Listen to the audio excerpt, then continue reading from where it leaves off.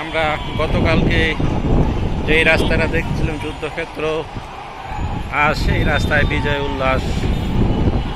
গতকাল 12টা থেকে সন্ধ্যা 5টা, বিকাল 5টা পর্যন্ত এই রাস্তায় চলতেছিল একটি যুদ্ধ, একটা স্বৈরতন্ত্রের বিরুদ্ধে যুদ্ধ।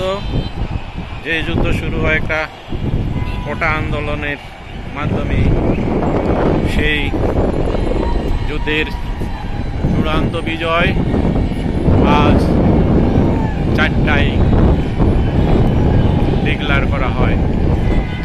মাননীয় সেনাপ্রধান তার ভাষণে সেই বিজয়ের বার্তা দেন। মাননীয় প্রধানমন্ত্রী শেখ হাসিনা দুপুর 1টা-2টার মধ্যেই তার পদত্যাগপত্র জমা দিয়ে দেশ ত্যাগ করেন।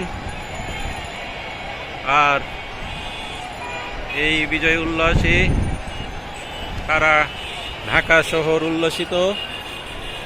গণভবন, সংসদ ভবন, প্রধানমন্ত্রী কার্যালয় ছাত্র জনতার দখলে চলে যায়। এখন বিজয় উল্লাস চলতেছে ঢাকা শহর, ঢাকা সারা দেশ ব্যাপী। আপনারা দেখতে পাচ্ছেন মিরপুর 10 এই এলাকা, প্রতিটি রাস্তায় কানায় কানায় মানুষ ভরে গেছে, ছাত্র জনতায় ভরে গেছে। মুহুর্মুহুর শব্দে বিজয়ের উল্লাস চলতেছে। আলিবাবা,